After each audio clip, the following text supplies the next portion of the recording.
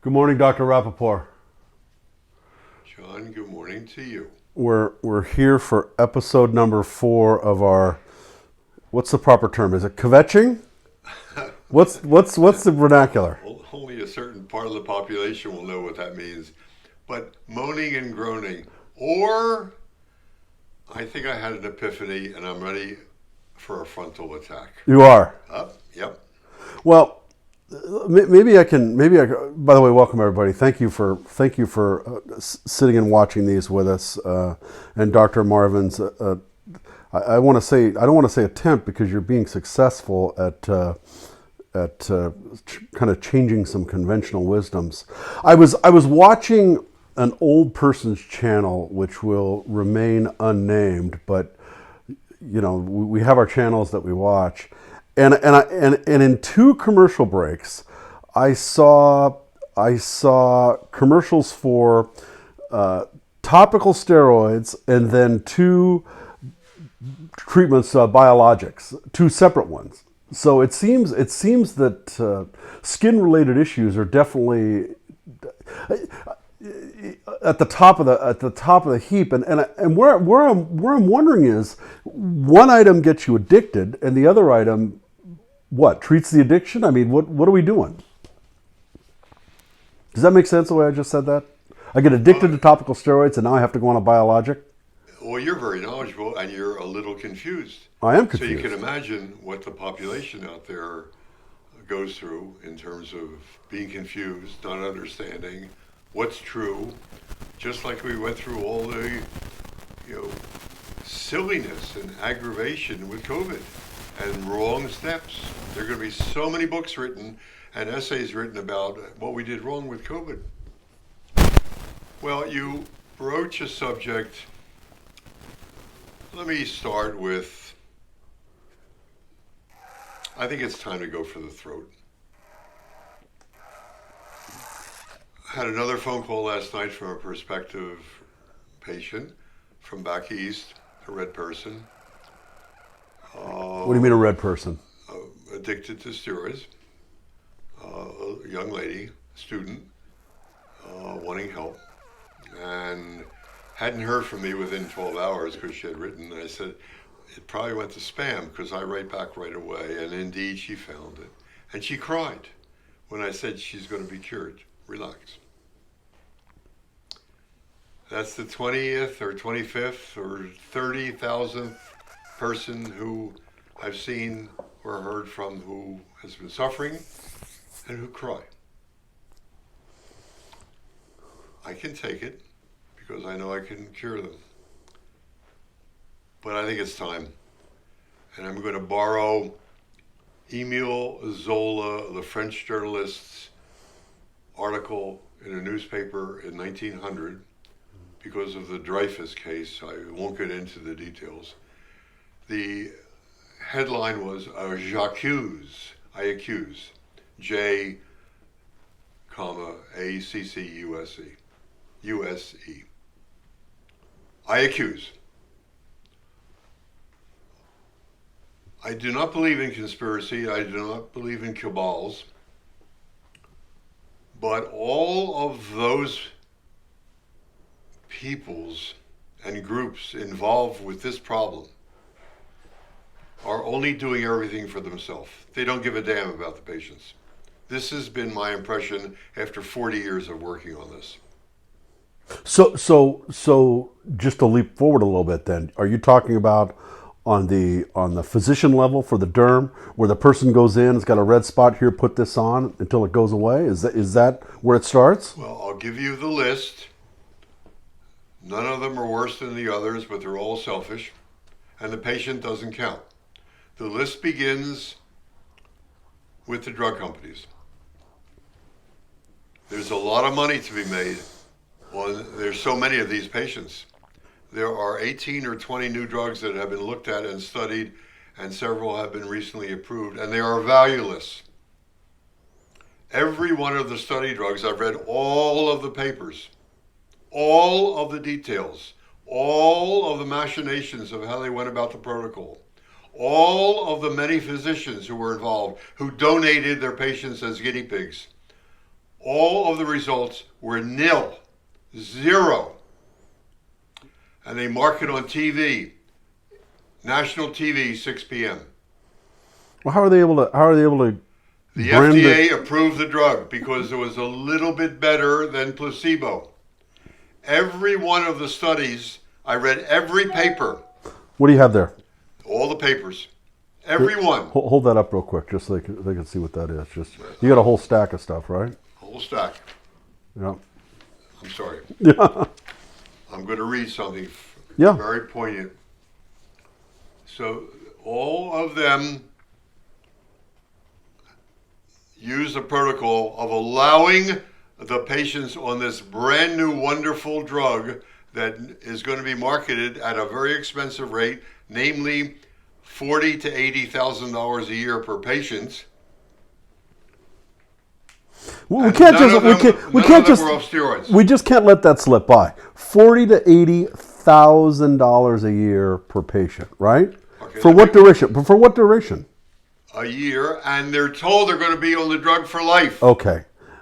But then I interrupted you, and your second part was... I'm getting angry. No, you don't have to get angry. You don't have to get angry. You're passionate. Let me read this. No, but just because I cut you off, you said that all of them during the study were on steroids. They were still on steroids. You never do studies like that. You do a pure study of new drug versus placebo or versus the best treatment out there. Well, they were afraid to do anything like that. Well, and that was my question, because if you start a protocol like that, where you're not on steroids, this is what I've always wondered. Wouldn't that patient go into topical steroid withdrawal while they're on the clinical study for the treatment? That's why they let them stay on the steroids. Otherwise, it screws up the test. They wanted to quell any flaring. Number 2, and majorly important, all of the patients were steroid addicted. None of them had eczema. The average age was 37 years of age. In almost all the studies. Yeah. Let me read this to you. Yeah. This is significant. It applies to another recent problem, but you know that this is replete with these drug companies. Yep. This was in the New England Journal, first week in November, an editorial. Pharmaceutical Marketing Revisited. In September 2022, Biogen, a large pharmaceutical manufacturer, settled a suit brought by former employees alleging that the company had paid doctors kickbacks under the guise of consulting fees and payments for participating in a speaker's bureau to prescribe drugs for multiple sclerosis. Biogen didn't admit to any wrongdoing and settled the suit to avoid, quote, the distraction of litigation, end of quote, period.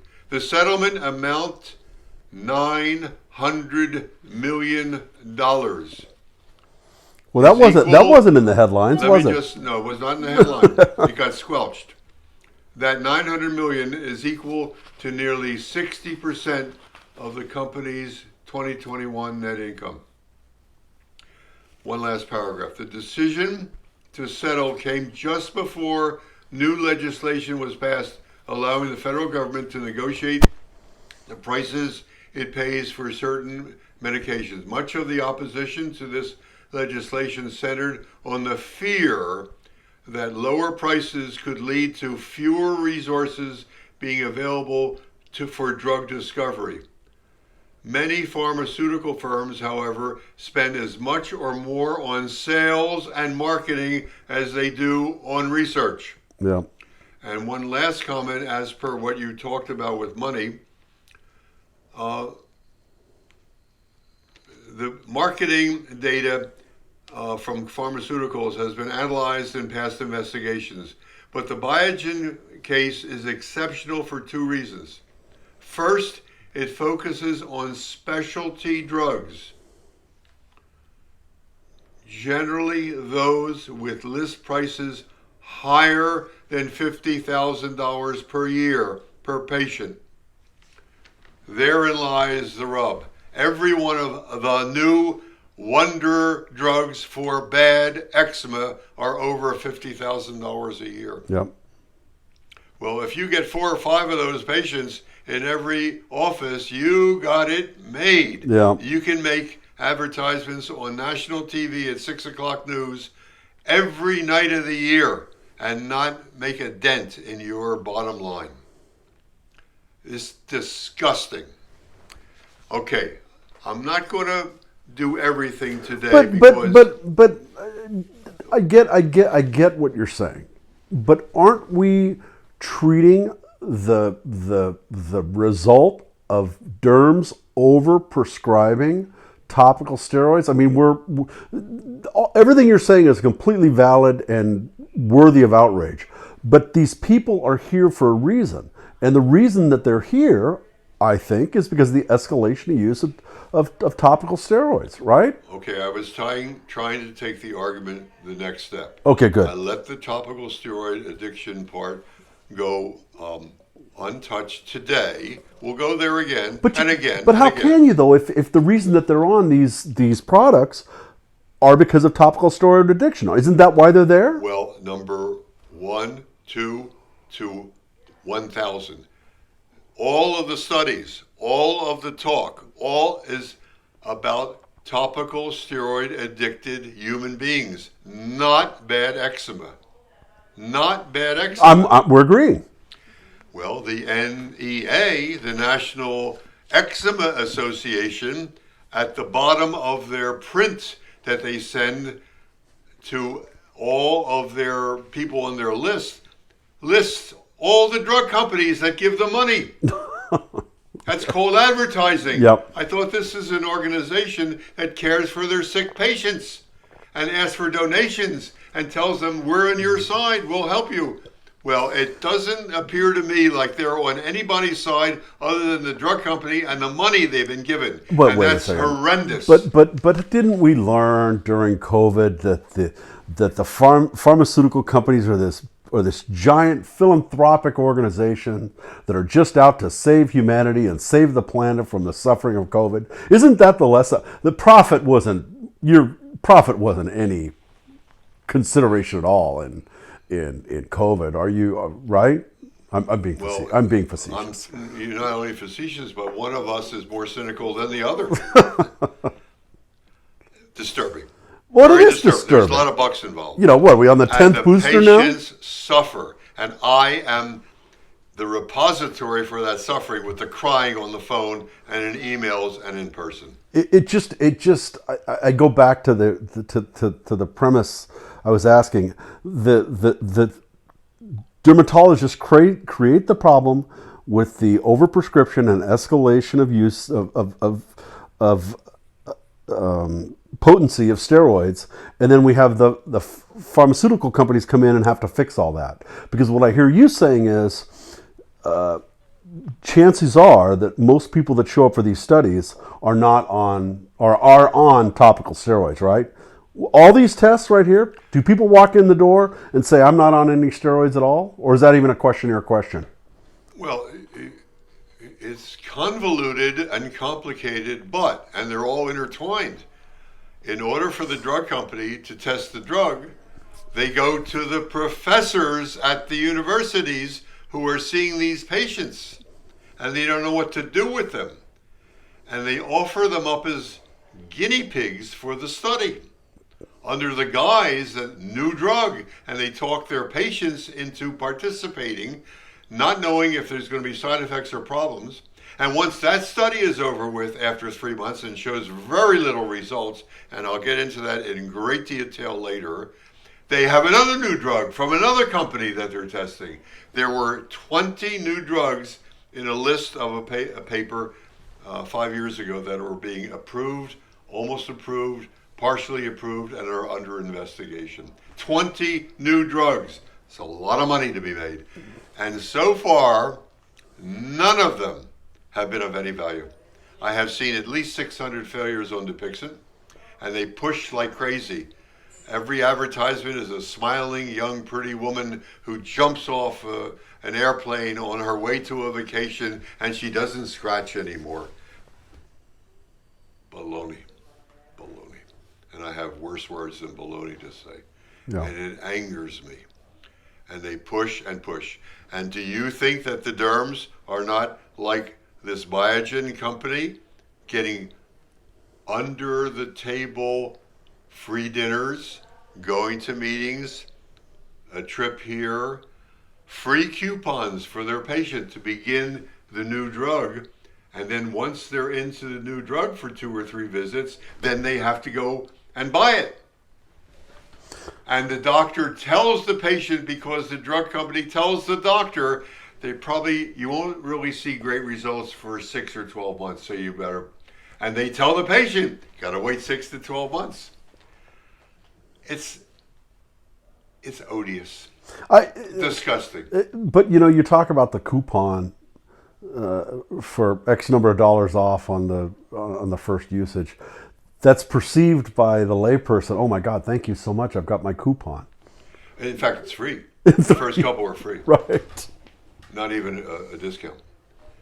And how they're so quickly able to convince the insurance company to cover, et cetera, et cetera. There's the mechanisms have been learned by the companies quite well. They know. The doctors, for some reason, poorly trained, who don't mean to cause harm, but many of them are so into anything new. Gotta try something new.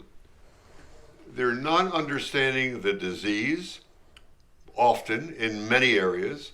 They don't understand what's appropriate. So the new thing brings hope to them. Well, new things have side effects that we won't know for 1 or 2 years. I'm afraid to try new things. Unless, and after I've read the studies, these doctors do not read the studies. And the studies show very little value and benefit of it, that's written up. But the doctors are willing, many, to try new things. They love the idea. And they love to tell the patients that I was participating with the drug company. I was chosen by the company to help patients with this new drug. You know how good I am.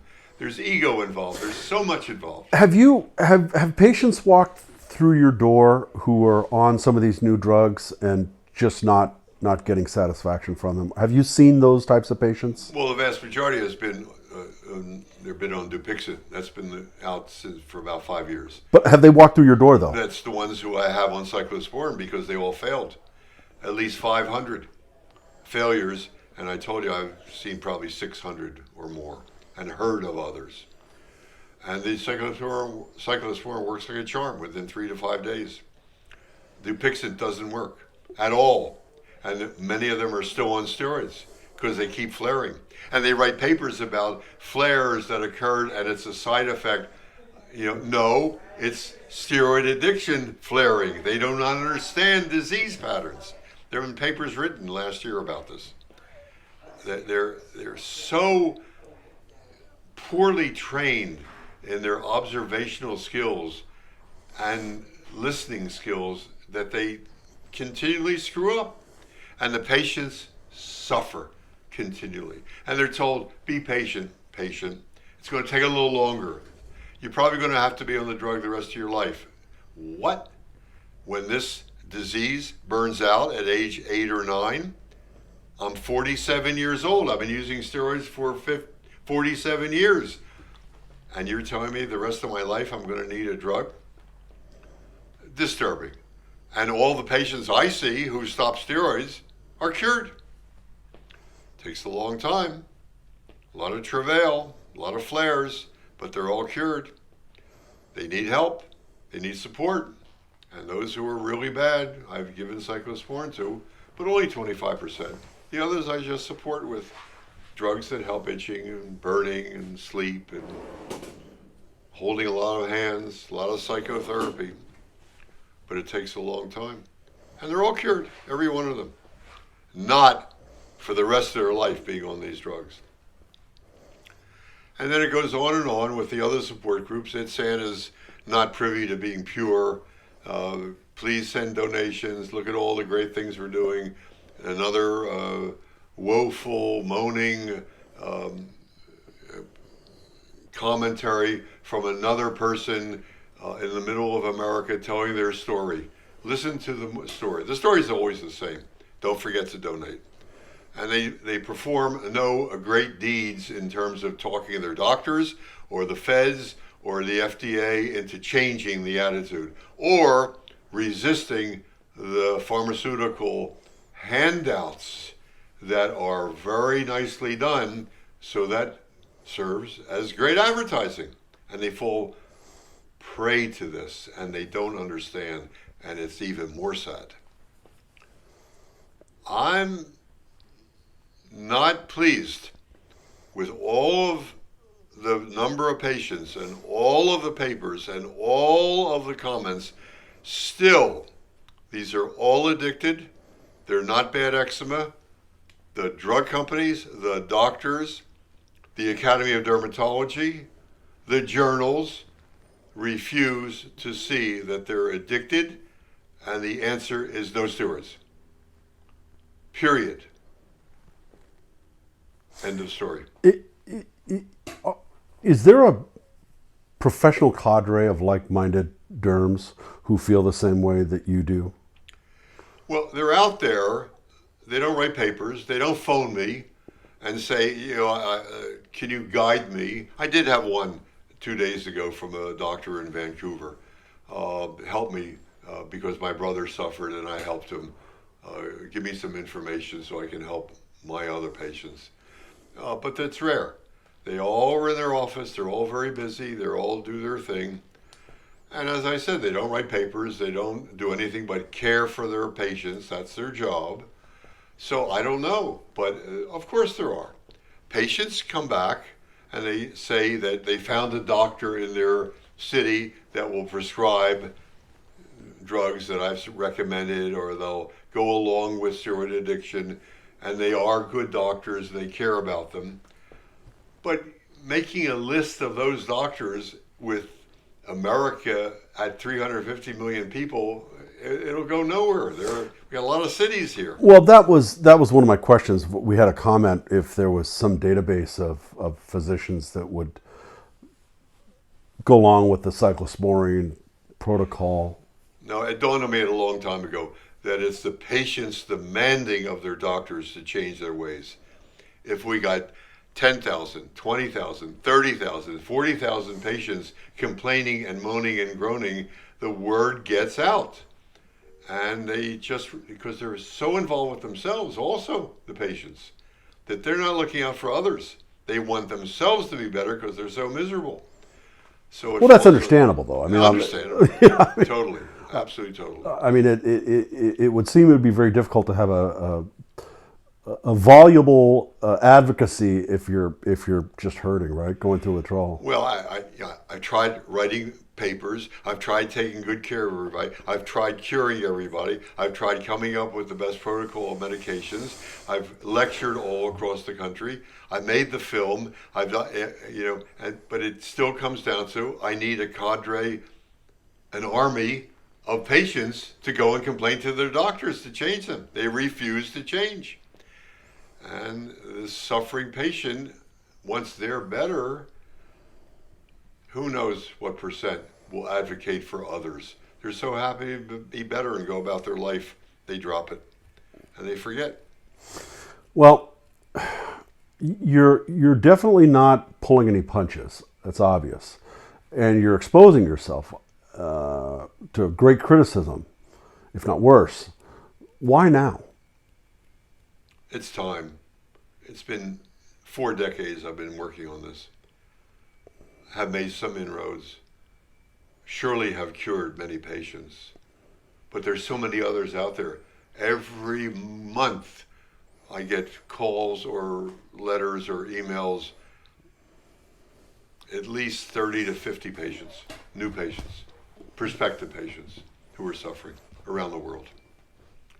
So there's a vast amount, an avalanche of suffering people who are being mistreated and whose life, duties and work and school are being taken away every day. They're not living. They're suffering. They're suicidal, many of them. We've talked about that. I'm not teasing or kidding or making it up or exaggerating. They're depressed, suicidal. They are not functioning in life, and they're healthy.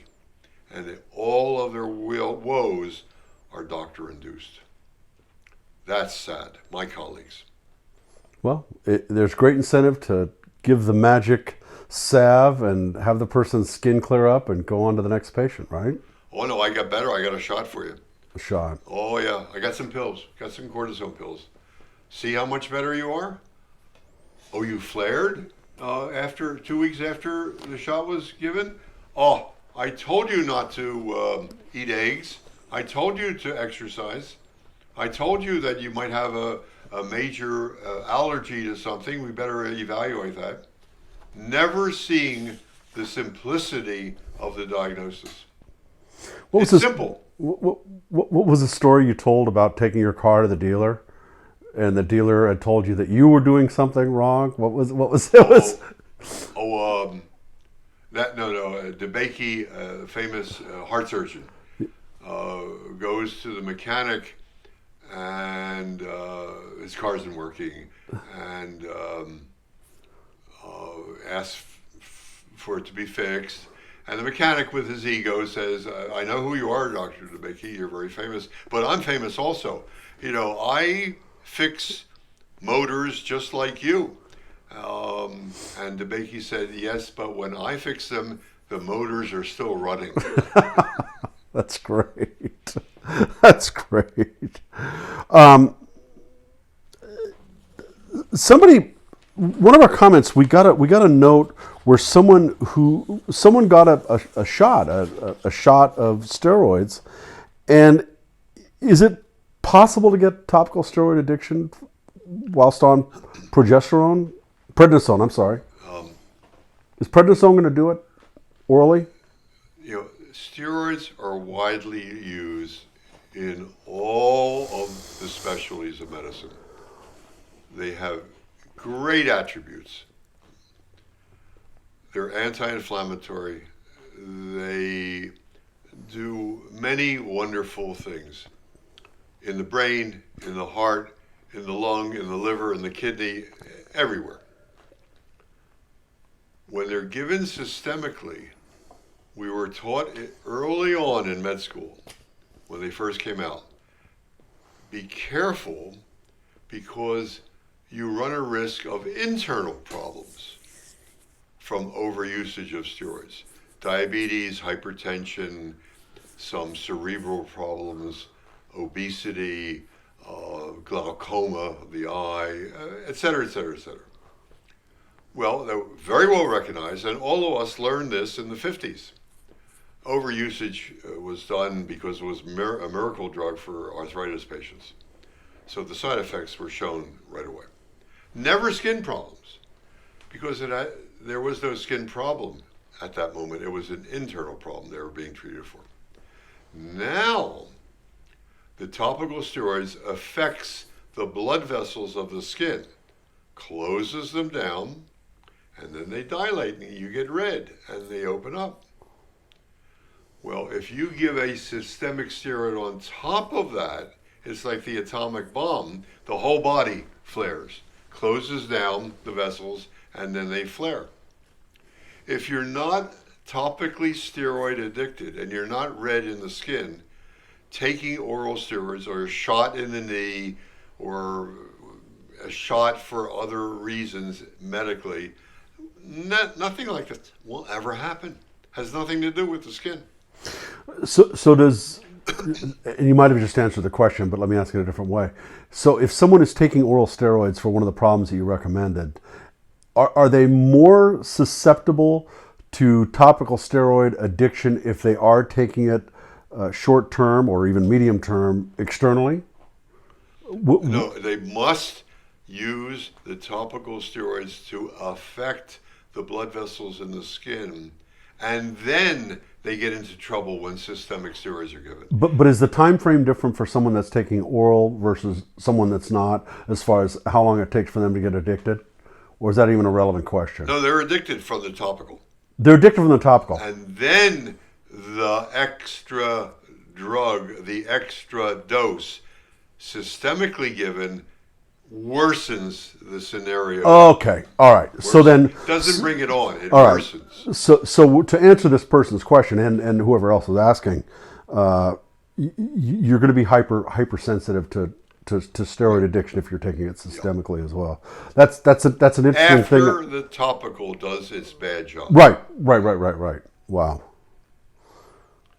That's really something. And it, for some reason, and it's so silly and so attuned to my plaint that many docs are poorly trained, that I have seen written from patients and doctors, oh, I'm just bothered by topical steroids. That's my problem. Systemic steroids are okay. And you say, how did you get that?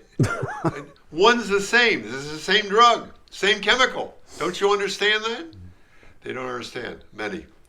Most doctors are knowledgeable enough, but I mean, it's a slam dunk that, of course, the oral and the shot are the same damn drug, causing worsening of the problem. This person writes and said they just came off of cyclosporine after 6 weeks and it was just doing great, but they came back with high potassium and high triglycerides and high uric acid, and now they're off the drug. They got to find a better doctor who knows what the heck they're doing. Number one, the 3 items cited, it could be a little elevation. Cyclosporin doesn't really do that.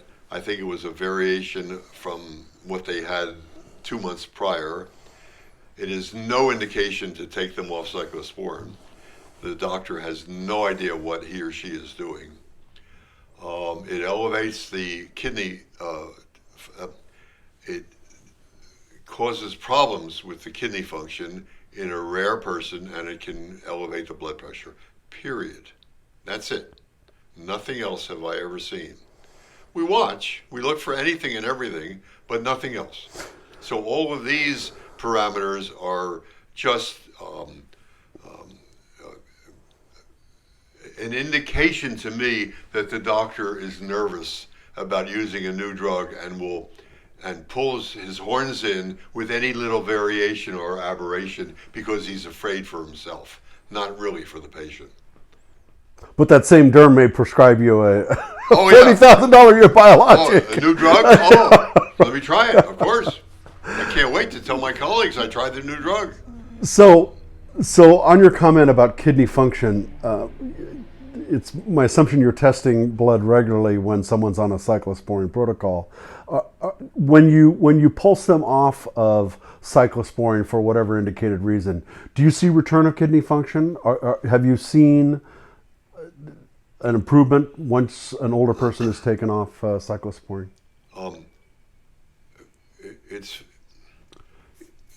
I've cited this several in our discussions that medicine is so much fun, and the more patients you see with a problem, you build up a huge collection of insights because each disease has its own patterns. Well, with cyclosporin, it became very obvious after so many hundreds of patients. The young people have no difficulty, and the young are under 40, 45. I have pushed the dose, and none of them when they're young. Over 45 and 50, the kidney function, the glomerular filtration rate goes down a little bit, typically in older folks over 50, and the older they get, much more sensitive. So I got to watch them very closely and like a hawk. I've never had to stop anybody. What I've done I've tried several variations on the theme. I lower the dose. I've stopped the dose. I begin again after 2-3 weeks. I have tried to stop the dose totally and then initiate a lower dose for 10 days to get them through before they get into a flare, and then stop it so that they don't get into kidney trouble, and then do it again and again. Usually it's been into the later on in the usage of the medication, so we're near the end, luckily.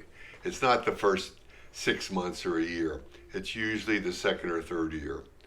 And I'm near the end of using it anyway, so I can play with the dose and monkey, or if I cannot get away with it and I've not had to do it with anybody yet, I stop the drug and we take care of the flares otherwise. But they're so much better that I don't have a terribly difficult patient to handle with with symptoms when they're into the second year or third year of withdrawal.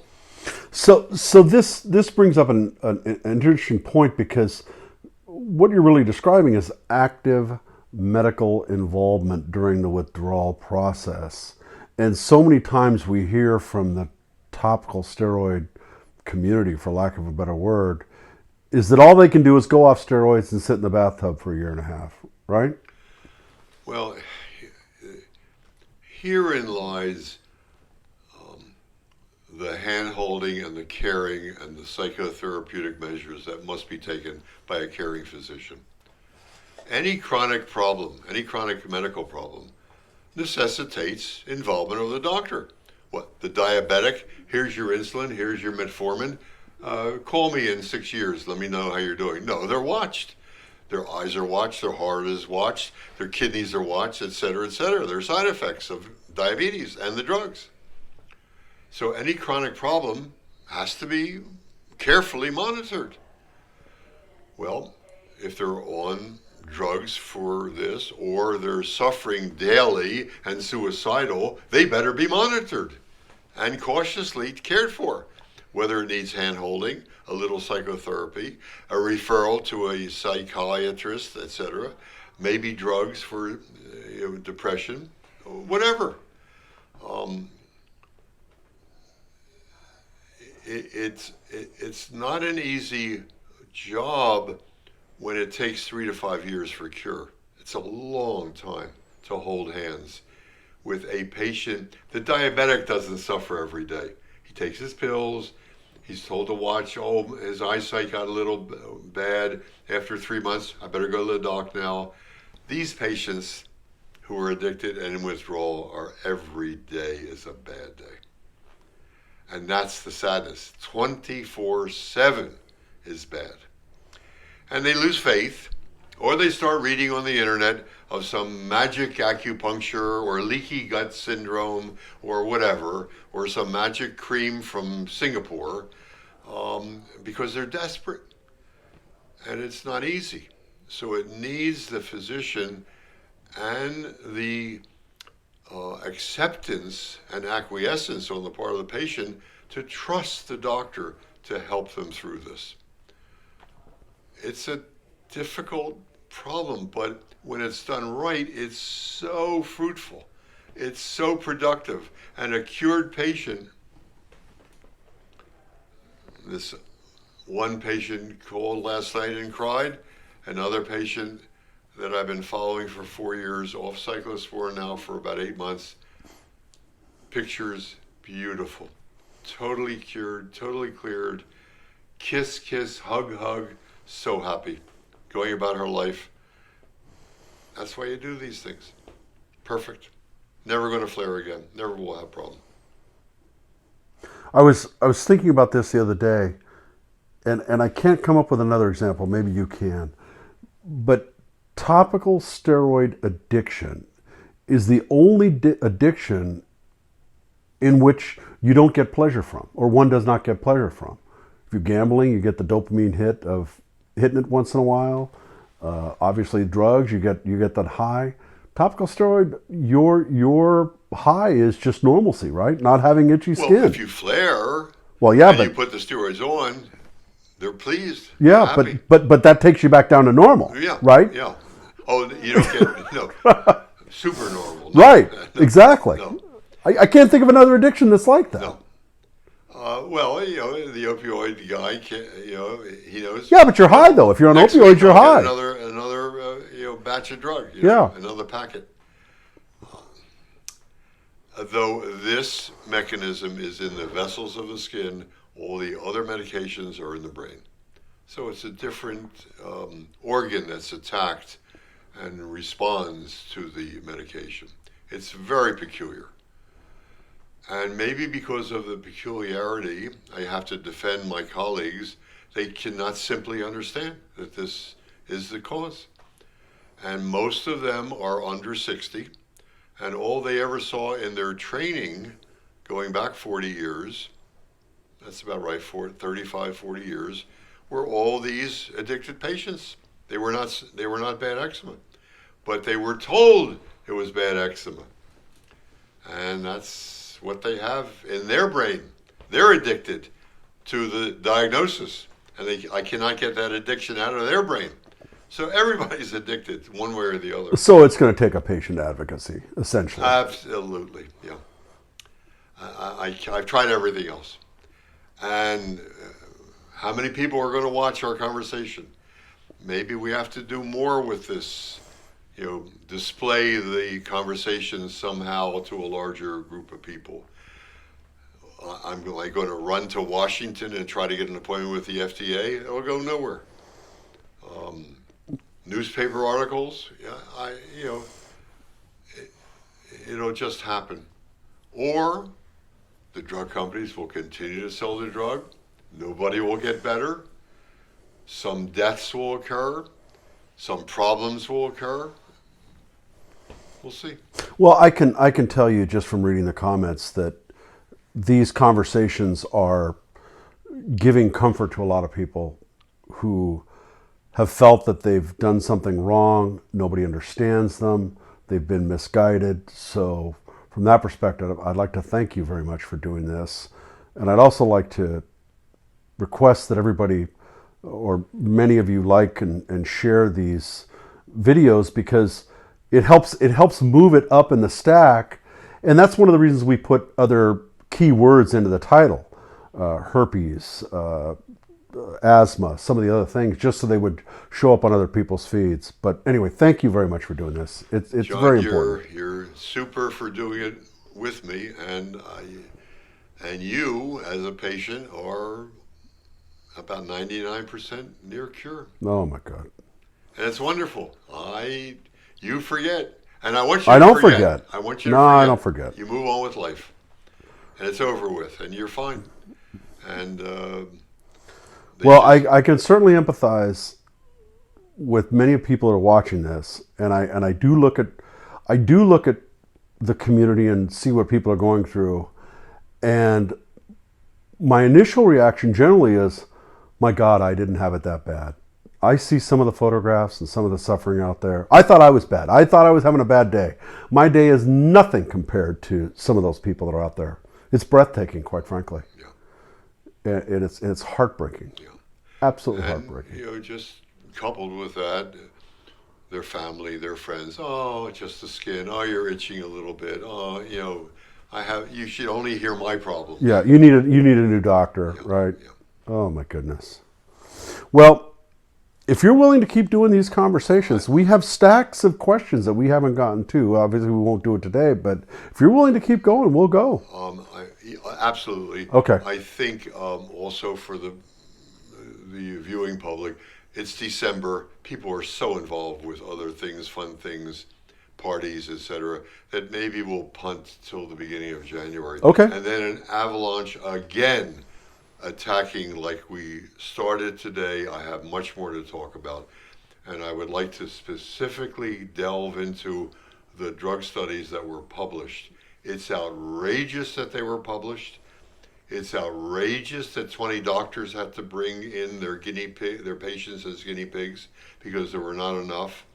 That means that 20 different observations were made and the paper was written, etc., etc. There's much more to tell, and my plea is to tell your doctor you do not want any of these new drugs. The track record is not there. I hear that. And I don't know what the exposure is to a drug company making one call and making this video go away. I certainly hope they don't, but we certainly run that risk. And thank YouTube for allowing us to at least have this open discussion. All right. Happy holiday to you, and we'll do it very soon. All right, and good. I will tell as many people as I can to look at conversations. Okay, like, share, subscribe, everybody. Thank you. Have a wonderful holiday, and we'll see you after the 1st.